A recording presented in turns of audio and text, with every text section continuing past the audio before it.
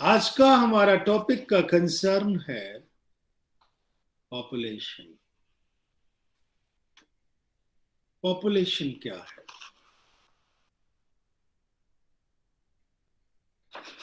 Population group of individual है जो एक स्थान पे रहते हैं, जो आपस में इंटरब्रीड कर सके अपने उस नेचुरल हैबिटेट में, वो पॉपुलेशन है। बात समझे? पॉपुलेशन पॉपुलेशन की एक डेंसिटी होती है कि किस जगह की पॉपुलेशन कितनी है, इसकी एक डेंसिटी होती है जिसे हम जनसंख्या घनत्व कहते हैं। कहीं पे ज्यादा पॉपुलेशन है, कहीं पे कम पॉपुलेशन है। Number of individual in region, एक जगह पर रहने वाले population upon unit area of that region कर दिया जाए तो पॉपुलेशन डेंसिटी निकल के आती है। Population density equal to number of individual in a region upon number of unit area in a region, population density. हमें किसी जगह की पॉपुलेशन निकालनी आनी चाहिए। पॉपुलेशन पे death rate, birth rate, migration, immigration के बड़े प्रभाव पड़ते हैं। पहला मैं आपको बर्थ रेट का ही डिस्कस करता हूं। बर्थ रेट को नेटिलिटी कहते हैं, इसे बी से डिनोट करते हैं। नेटिलिटी, बर्थ रेट बी से डिनोट करते हैं। नंबर ऑफ बर्थ पर 1000 of individual of a population पर ईयर, बर्थ रेट कहलाता है। मैं आपको एक एग्जाम्पल पूछ रहा हूं।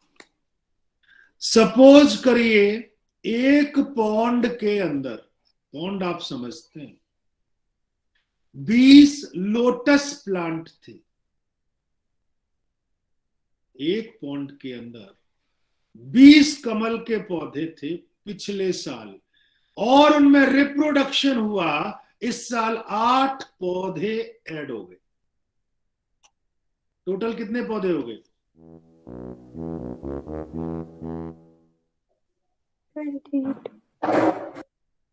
28।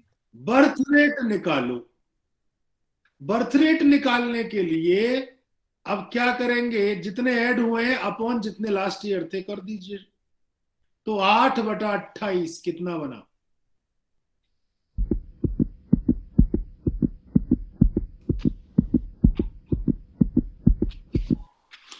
कितना बना? 8/20 कितने हो गए? 0.4। 0.4। खुशी ने सही आंसर दिया। 0.4 of spring of lotus plant per year. ये बर्थ रेट निकालना होगा। अब मैं डेथ रेट की बात करता हूं, जिसको मॉर्टेलिटी कहते हैं। डेथ रेट को डी से दिखाओ, बर्थ रेट को बी से दिखाया। B for birth, D for death. ये क्या होगा? नंबर ऑफ डेथ पर 1000 इंडिविजुअल ऑफ ए पॉपुलेशन पर year. Number of death count होंगे। मैं फिर से आपको एक एग्जांपल दे रहा हूं। एग्जांपल देखिए कि अगर एक लेबोरेटरी में, लैब में, अगर आप फ्रूट फ्लाई की पॉपुलेशन देखें तो आपने, यानी आप अगर लैब में हैं तो 40 फ्रूट फ्लाई पाल रखी है।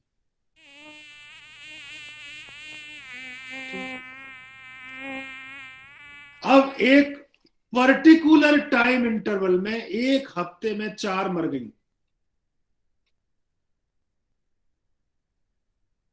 डेथ रेट निकालो, अगले हफ्ते भी मर सकती थी। जाहिर सी बात है इसको उसी तरह निकालेंगे। कितनी मरी? 4। कितनी थी? 40। 4/40 इक्वल टू 0.1। 0.1। फ्रूट फ्लाई की डेथ स्पेसिफिक टाइम दिया है तो पर वीक। बात समझ में आ गई? यस अब सर। आता है सेक्स रेशियो। एक्सप्रेस्ड कैसे करते हैं? नंबर ऑफ फीमेल पर 1000 मेल इन ए गिवन एरिया, सेक्स रेशियो। ठीक है। अब बच्चों में आपके लिए एक एज पिरामिड की बात करूंगा।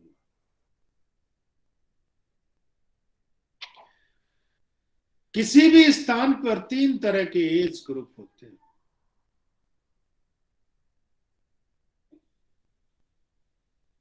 Pre reproductive, reproductive, post reproductive. 3 type of age group of are there. इसके आधार पर एज पिरामिड बनाया गया है। Age pyramid. एज पिरामिड क्या होगा? Graphic representation of age group, जिसमें बार्स बने हुए हैं। एज पिरामिड में बार बने हुए। ठीक है।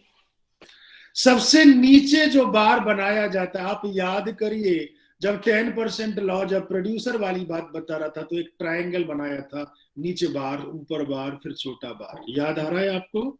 Are you connecting me? Yes sir. Yes sir. तो जब से जो बेस पे जो बार होता है वो प्री रिप्रोडक्टिव का रखेंगे, मिडिल में रिप्रोडक्टिव का रखेंगे, और सबसे टॉप पर पोस्ट रिप्रोडक्टिव का रखेंगे।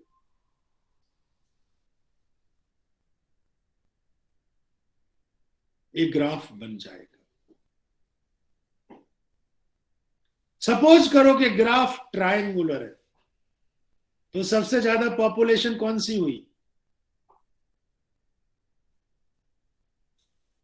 Pre reproductive. Pre reproductive. सबसे कम कौन सी हुई? Post reproductive. Post reproductive. ठीक है।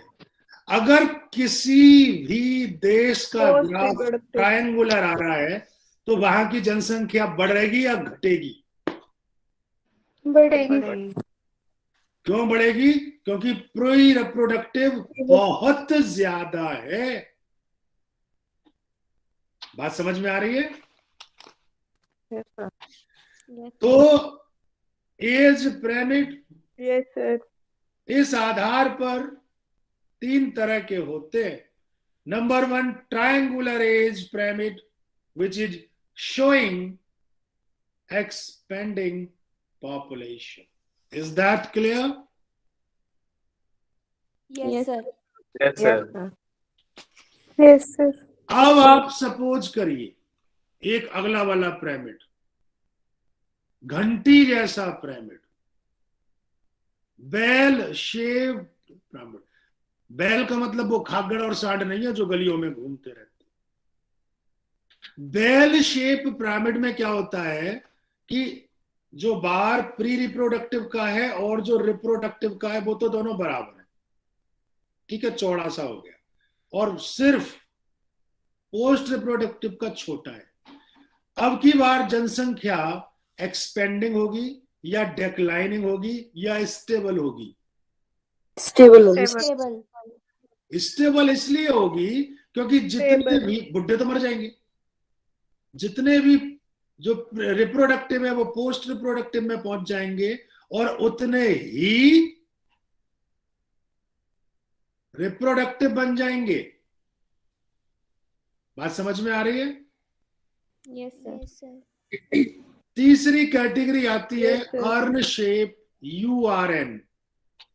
अर्न शेप पिरामिड में क्या होता है कि नीचे का बार छोटा, सबसे ऊपर का बार छोटा, बीच के बार बड़े। नीचे पतला, ऊपर पतला, बीच का बड़ा। यानी प्री रिप्रोडक्टिव कम है, पोस्ट रिप्रोडक्टिव कम है, रिप्रोडक्टिव ज्यादा है। अब की बार उस देश की जनसंख्या कैसी रही होगी?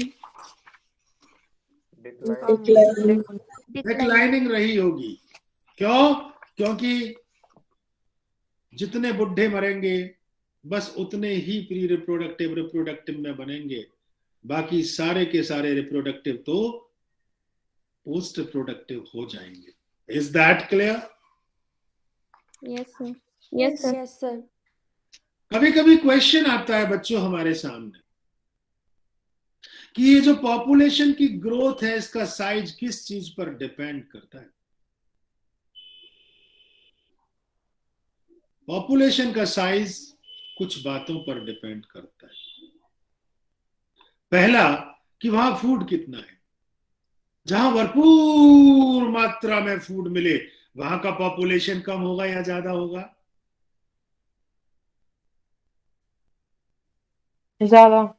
ज्यादा। दूसरा प्रीडेशन प्रेशर। प्रीडेशन का मतलब है एक दूसरे को मार के खा जा रहा है। किसी जंगल में शेर ज्यादा हो जाए और हिरन कम हो तो प्रीडेशन का प्रेशर ज्यादा या कम है? कम है।